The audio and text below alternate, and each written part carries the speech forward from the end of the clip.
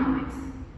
Dr. Yusuf Shimbiri is the president of the London College of Energy Economics and an honorary senior research fellow at Imperial College London. He is one of the world's top 50 global energy analysts and a member of the group of experts on sustainable energy at the United Nations Economic Commission for Europe. He is the fellow of the UK Energy Institute and the chartered scientist of the UK Science Council, and the winner of the OPEC Best Young Professional Award. Please join me in welcoming Dr. Yusuf Shimbiri.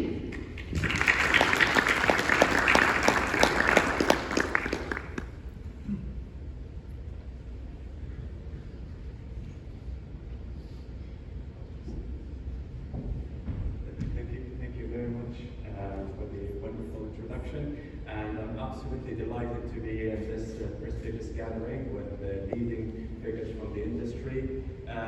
Without further ado, ladies and gentlemen, I'd like to invite my guests who are truly incredible experts in their own fields, from both the exploration and production industry and also from the service industry. So maybe Dr. Leitan and David of our panel today.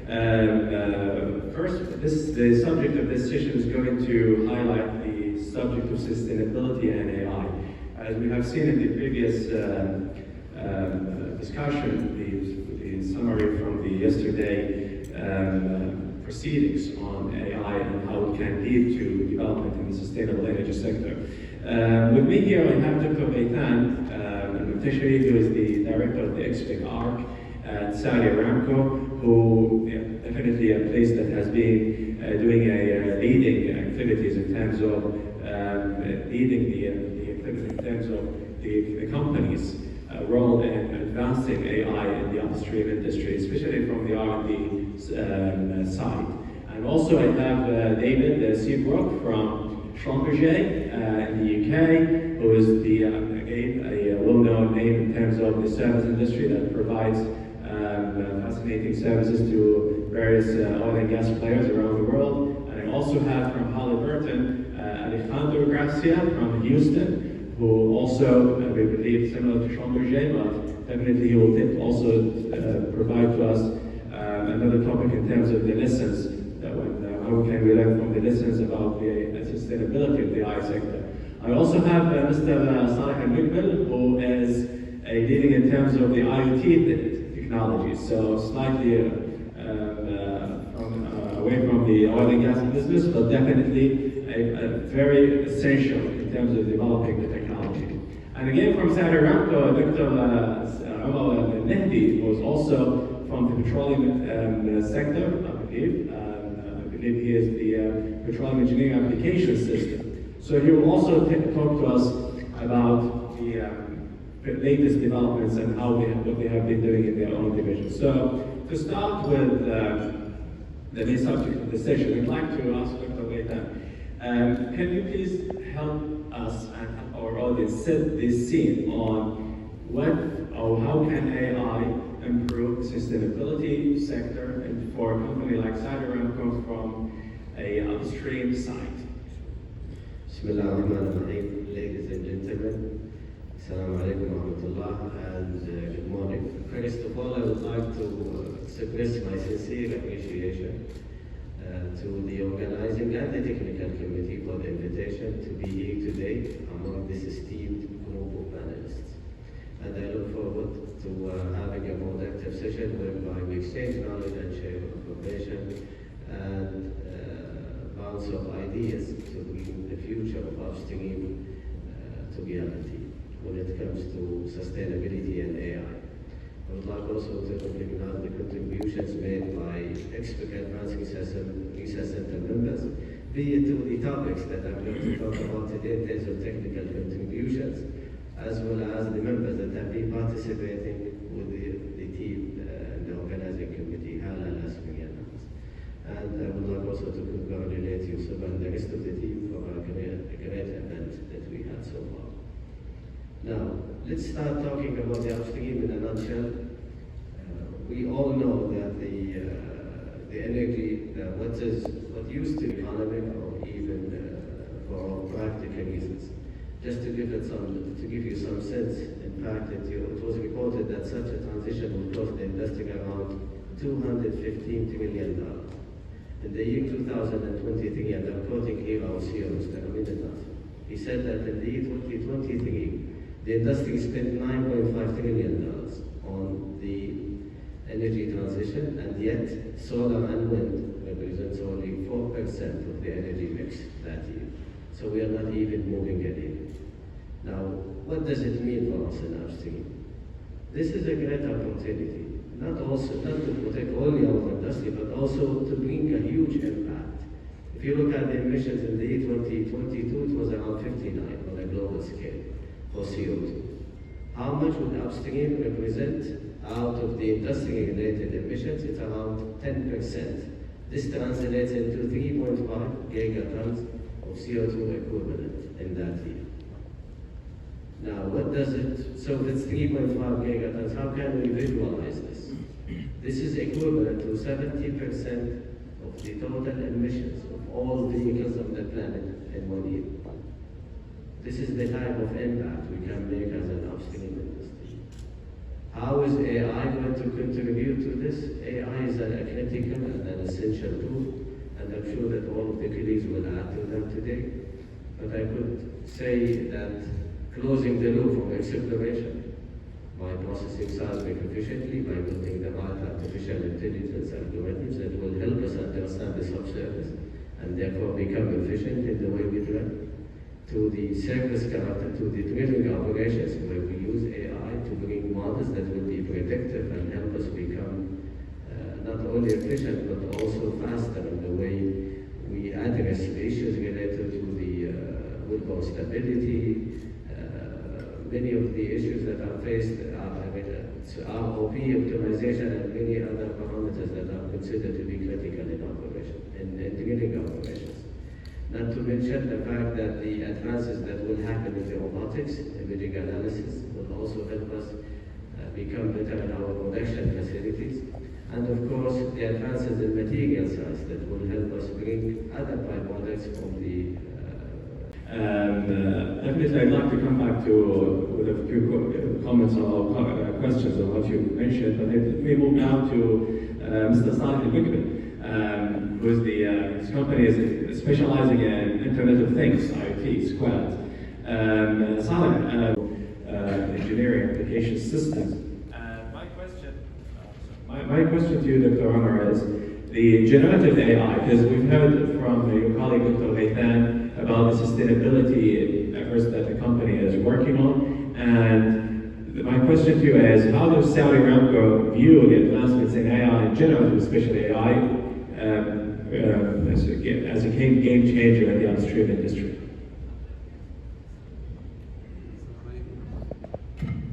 Assalamu alaikum. Thank you so much, Dr. Sultan, and really happy to be here, and I'm happy that you have a couple of friends in common, one of them in OPEC and the other in the ministry. So we need to look at the holistic picture, and it was a great start by Dr. Ghaitan talking about energy transition, and we all remember the push from global north, what we call, to transition away from oil and gas and hydrocarbon. Yet we see a record high production today from hydrocarbon, more than 104 million barrels per day. So the question is, why do we need AI and what to use AI for? In Aramco, we have a very focused vision. We are the most reliable of energy supply with the lowest cost and the lowest carbon intensity. So these are the three pillars that defines us in Saudi Arabia. And AI should help us sustain this position. And we are very focused when using AI on delivering these three pillars: reliability, affordability, and environmental aspect.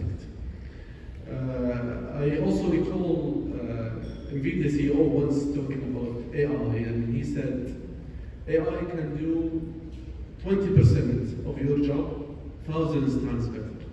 Sometimes 50% thousands times better. But not 100%. So which is the 20% of our jobs that will do it thousands times better? How can we focus on this sweet spot and avoid the 80%? And I see a lot of companies have a lot of POCs that failed. And we have a very nice quote, me and Khaled Zam always say, death by 1,000 POC. It's basically repeating POC after POC and you fail. We bypass this in Saudi Arabia. We have realized a lot of value by focusing on those three elements: reliability, affordability, and sustainability.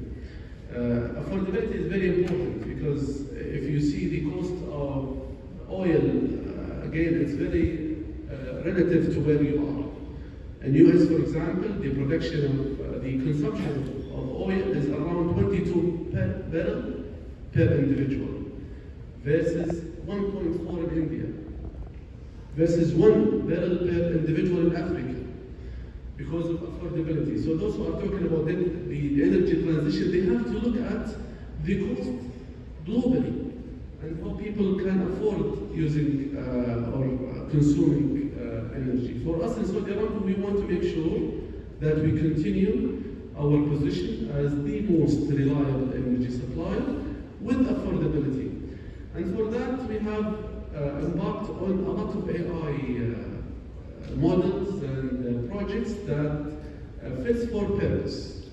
For reliability, for example, we have equipped our geosteering business with a lot of AI models that enhances our geological models, reduces uncertainty, improves our well placement, which makes sure that we will sustain our production. We also have been having AI for ASP optimization that elongate the life of ASP, which allow us to maintain our targets. And that's what makes us reliable. In affordability as well, we have invested a lot in AI for drilling. Rig optimization is a major part of what we do. It improves our rig operation in general, reduces the rig troubles by optimizing weight on bed and rate of penetration. These are AI models that are fit for purpose and will allow us to be affordable. Again, for sustainability, which is another pillar, I know David and SLB will be working together on a sustainability solution for decarbonization. But we have a lot of projects in AI that reduces the power consumption of ASP and ensuring the safety of our wells and the integrity. The focus that we have in Saudi Arabia in ensuring that we continue to be the top oil and gas company provides us a leverage rather than having away from what we are focused on.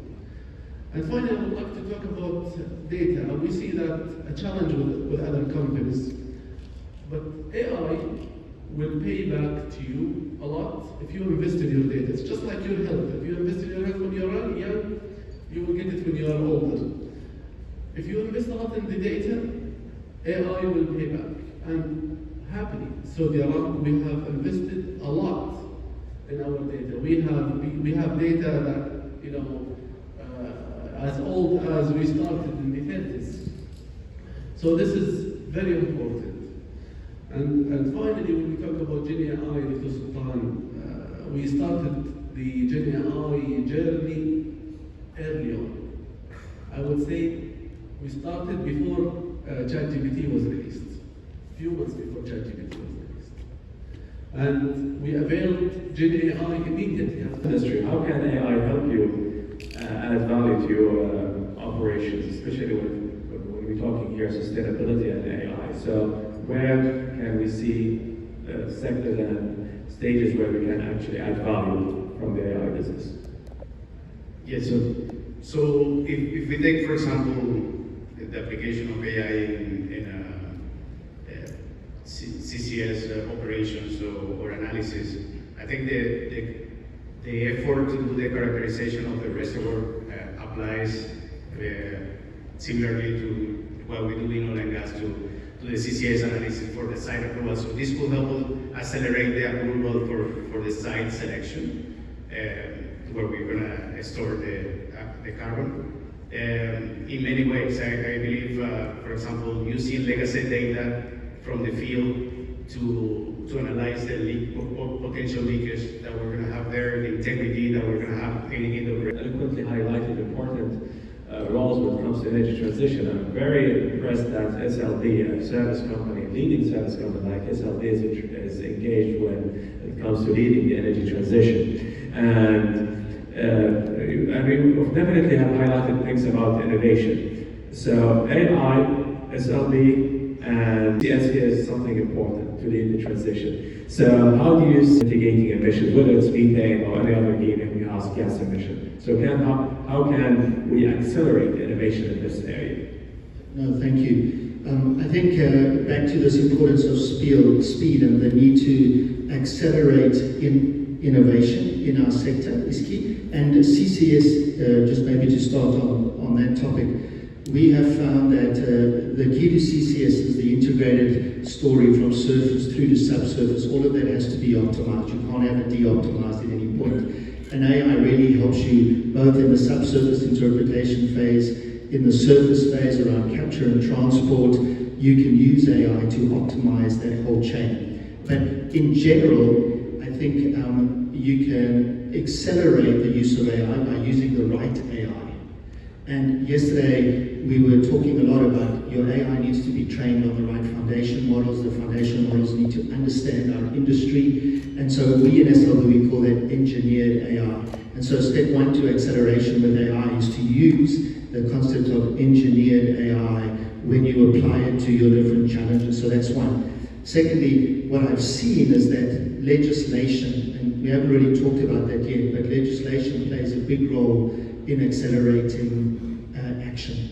And so there's of course government legislation, rules and regulations and taxes, but there's also self-regulation. You know, adopting an internal carbon price for your corporate economics helps you make decisions that support sustainability. And setting goals, you know, just setting your scope 1, scope 2, scope 3 goals. Like in SLB, we set a net zero goal for 2050 that has a scope 3 part included. And we have an interim goal to be reduce scope 3 by 30% by 2030. So all the threes are in there, so easy to remember. But we take that seriously. So we're self-regulated, right, by imposing that on us. And then the third thing on regulation is voluntary regulation to accelerate the use of AI. So you need to join up to something. Join the OGMP, the Oil and Gas Methane Protocol. Because if you join it, you will be required to take action and report at certain times. And so that's going to force us to bring technology and innovation into our space. And I commend the formation of the Oil and Gas Decarbonization Charter that happened at COP28. There are, 54 members in that charter today. All of them in 2024 had to set a baseline. So by voluntarily participating, they've accelerated their progress already. So I think legislation plays a massive role in accelerating our move to net zero. And then finally, our colleague from IoT Squared mentioned this, the importance of partnerships. Like there's no way any one company can do this alone. It's impossible if you want to go at speed and at scale, right?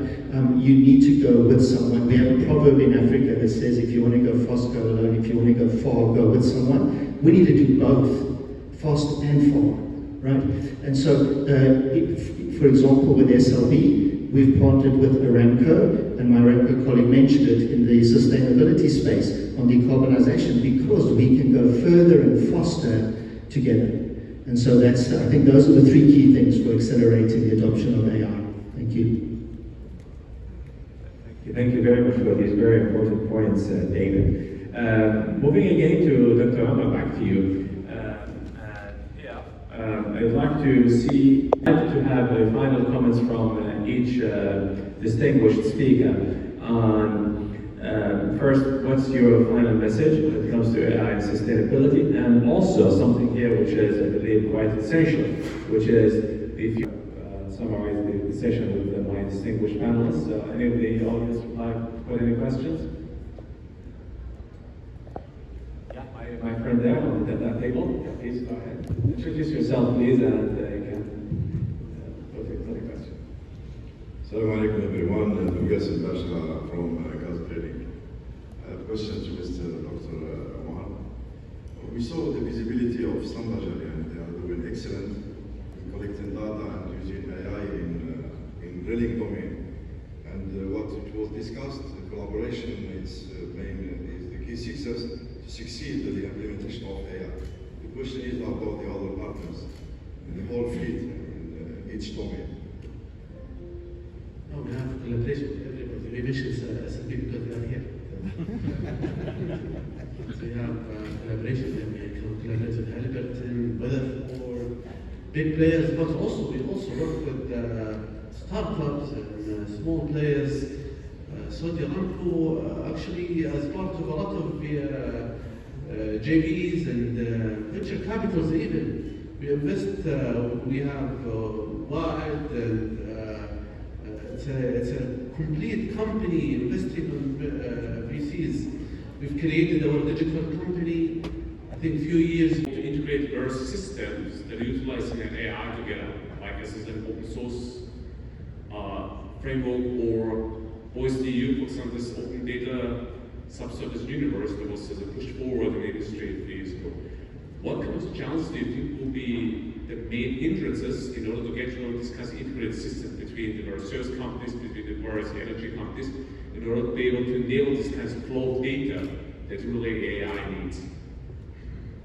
Yes, so thank you for the question. So definitely the OSCU comes to play a role to integrate different vendors into the ecosystem, with the main goal to avoid duplication of data. I think that is one of the challenges I want to highlight is avoiding duplication and more connection. Okay, and at the layer of the applications, if we're talking about systems, the open architectures in terms of every software that we develop should have your API that can take inputs and outputs and process the data. Now, how we incorporate this into AI and the complementary models, we should be able to produce our own models and have a platform.